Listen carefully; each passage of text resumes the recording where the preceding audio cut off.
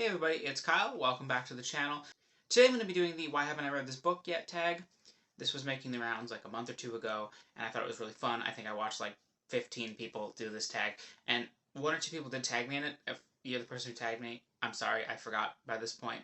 But I did mentally mark that I was going to do the tag when I got around to making more videos, and so here we are. Instead of just choosing 5 books that I want to read, I did choose 5 have more of a particular reason, because then I'm explaining the name of the tag, why haven't I read this book yet? And then I have some sort of actual reason beyond just you can't read all the books you want to read at the same time. So the first question is a classic book that I want to read and I haven't read yet. And so there are a lot of common answers for this, and this is probably one of the more common, but the one that I chose is the Brothers Karamazov. But the one that I chose is the Brothers Karamazov. I'm sorry, man. I'm sorry, everybody. Is the Brothers Karamazov? I think that's how you say it. Karamazov by Fyodor Dostoevsky. Sure, I'm butchering pronunciation. Most people, I feel like, are familiar with this book. And the reason that I wanted to read it originally is that prior to finding the online book community, I liked, books with lots of characters in them more than most people I'd ever met. I knew all the side characters in Lord of the Rings and A Song of Ice and Fire, and even Star Wars and Marvel and all that stuff. I was really good at keeping track of a lot of characters, and people always referred to this book as being really hard to follow, specifically because it has a lot of characters, and the naming system is apparently people have a name and then a nickname and then a couple names. And if you aren't familiar with Russian culture and naming systems, it can be really confusing and hard to keep track of people. I was told several times to when reading this book to take notes on the character names to keep track of them, and that interested my arrogance, because I was like, I don't take notes when I read. I just remember the stuff. And so I was like, you know what, I'm gonna go read this book, and I'm not gonna take a single note, and I'm gonna be like, this is a great book. And then I just haven't done it yet, because shortly after I decided to do that is when I kind of found BookTube and all the book discords, and there's all these people reading lots of fantasy books, and nobody. And now when I hear people talk about this, they're just like, oh yeah, it's a great book, and nobody's like, you gotta take notes, it's really difficult. And so now I'm just like, yeah, this is a book that I'm sure that I will really like when I get to it, but that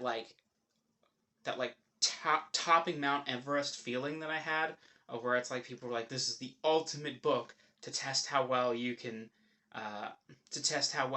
remember character names and stuff. I don't feel like that's an accurate pitch that people have been I just feel like I had talked to people and seen people on the internet or whatever that didn't read a lot of fantasy, and so this probably won't be that hard to keep track of. But I still expect to really like this book. It is still top of my Russian authors list to read, this and Crime and Punishment, and I'm hoping to get to it in 2023. I actually just bought this nicer edition of it, because I used to have a really crappy copy from the 1970s or something. I don't know, but so yeah, The Brothers Karamazov by Dostoevsky.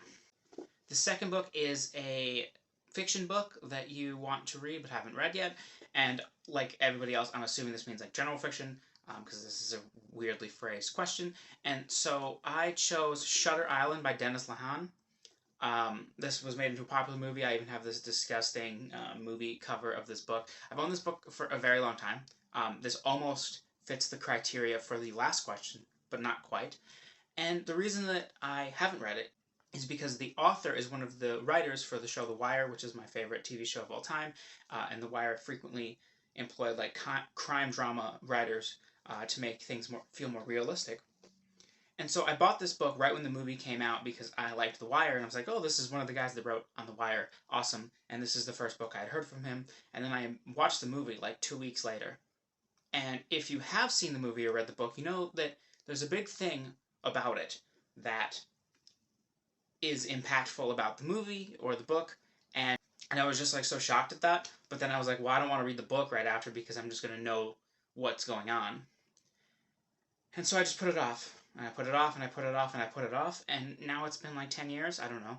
There's just never going to be a time where I don't remember that's what the book is about, so I'm just going to have to read it. I'm sure it's going to be good. I don't mind reading a book for another movie that I've seen when I know the whole story, so I don't know why it impacted me so much. I think it's because it was just so central to the narrative. But I do really want to read this. I've heard really good things about Dennis Lehane in general. Like he has Mystic River and a couple others that I think are really well liked. And so I should really just read this. It's very short, and I'm sure that I would really like it. All right, next we have a nonfiction that you would like to read, and I have a lot of nonfiction that I would like to read, and most of them just come down to when I want to pick up a nonfiction, it's like a certain like I really want to learn about that thing that week, and so like it's hard to like mood read or it's hard to like schedule in nonfiction for me because I just kind of mood read completely with nonfiction where I'm just like, oh, this is the one I want to read. And so it's really hard for me to schedule in. So some of my nonfiction just sits for like a really long time. But I do have one that has a more particular reason, and that is Guns, Germs, and Steel by Jared Diamond. I've owned this book for a little bit now. It is held up similarly to Sapiens by Yuval Noah Harari, which is like one of my favorite nonfiction books, and this came first. People really seem to like it. I've heard criticisms of it since it came out, and like some people think it's inaccurate, but I do think it's just meant to be kind of like an overview through a certain lens of human history up until this point, how guns, germs, and steel have impacted the way that we form civilization and society and stuff. And the reason that I haven't read it is because I actually have read it. Let me explain. I listened to the audiobook of this book once, and I listened to it, and I thought it was good. Like I was like, yeah, that's a fine book. Whatever. Like it's good. And then I started hearing people talk, and I think I rated it like 3.5 stars or whatever. This is in like 2018 or something like that. And then I started hearing people talk about the book, and they're like, oh yeah, well this part, and I'm like, I don't remember that part, but I don't remember every part of every book. It happens. And then, I would hear other people talk about it. I'm like, I don't remember that part. And there was like a whole thing where it was like, oh yeah, the chapter about blank. I'm like, I don't remember that chapter at all.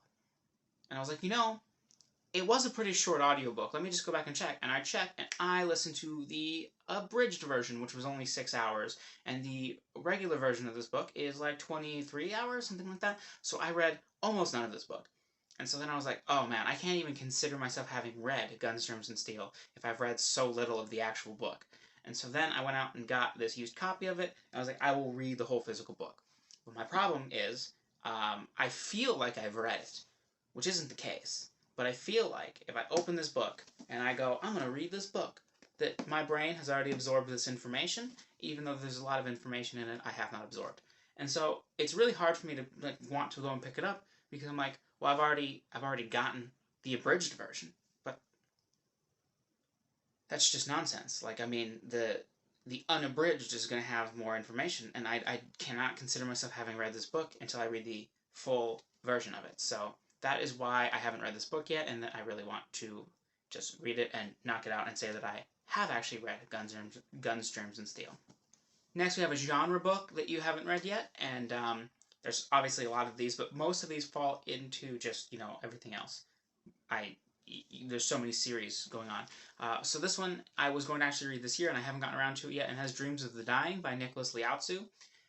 And from the way certain people talk about this book, Philip Chase, Petrick, I think I would absolutely love it. The idea of the psychological horror going on in it sounds so good. So many things about this book sound really good. I went straight to the author, and I got a dedicated edition sent to me, and it's like really, really nice. It's a nice copy. It has all these like great illustrations in it, and I was really, really excited. And then I heard some of the negative reviews, and I try not to let negative reviews impact me too much, especially when like I think I'm going to like a book. But several people that I know hated this book, like just absolutely hated it. And they're like, yeah, it's like poorly written. There's like typos all over the place. It was just like poor all across the board. Like I know a couple people who think this is like one of the worst books they've ever read. Leanna, especially. Leanna, I think, says this is like her least favorite book of the year she read it, or something like that. And I don't usually agree with Leanna on all sorts of things, but it does make me cautious that I've heard such polarizing, like extremes on this book. People either think it is amazing, and then I hear people that like 1 star that are just like just trash. And I really don't want to be one of the people who give it 1 star and trash it. I want to really like it, and so I keep putting it off because of fear. So if you have read this book and you liked it, please let me know, and get me to pick it up. I really want to pick it up. I hope I would like it. I usually agree with Petrick and Philip, and but I just, this is Schrodinger's Dreams of the Dying. and I will never know. And if I don't open it, I will never know if the cat is dead or not. It just sits there, and so I really need to get around and reading it. And the final question is the longest book you've had that you haven't read yet, and this is the one that's true in spirit and not in technicality, because I actually did get rid of the physical edition of this that I had, but this is the book I've owned a copy of for the longest and I haven't read, and that is Last Words by George Carlin. I bought this the day it came out. George Carlin is one of the people who is most inspired me as a person. When I first found out about him when I was 15, he just like changed my outlook. I literally just like spent hours and hours and hours and hours and hours listening to his stand-up comedy. It really was just formative for me. And his death, is just one of the tragedies of the world, that he didn't get to live a little bit longer and bless us with more of his thoughts. And so his autobiography came out not long after his death, and it was finished posthumously. And I went out and bought it, and I read the first 20 pages of it, and then I just put it down one day. I was like, oh yeah, I'll come back next week. And then I just like went through a time where I didn't read for a long time, and then I never picked it back up, and then I was like, I would have to restart, and just time went on. And so I've owned this book since 2009. And what I actually did recently this year is I found a used copy of the paperback, and I bought it for $2 because I had lost the dust jacket of the hardcover. So then I donated my hardcover because I think I don't like looking at the naked hardbacks on my shelf, and so now I have this like smaller one, so at least I'm lugging around this small version. But it is a very short book. It is 150 pages. This is embarrassing. This is embarrassing. I need to read this book. You know what? Actually, when I'm done this video, I'm going to go and I'm going to put this on my currently reading shelf, and I'm going to read it. That's what I'm going to do. So look for my October wrap-up. If this book is not on my October wrap-up, egg my house, okay? Because this is going to be on my October wrap-up, because this is absurd. Now that I have the book in my hand, it is so short. I don't know what I'm doing with myself. This is one of my favorite people of all time. I haven't read his 150-page autobiography. That is absurd, Kyle. I'm upset. I am livid. I am horrified. Read the book. I'm gonna do it.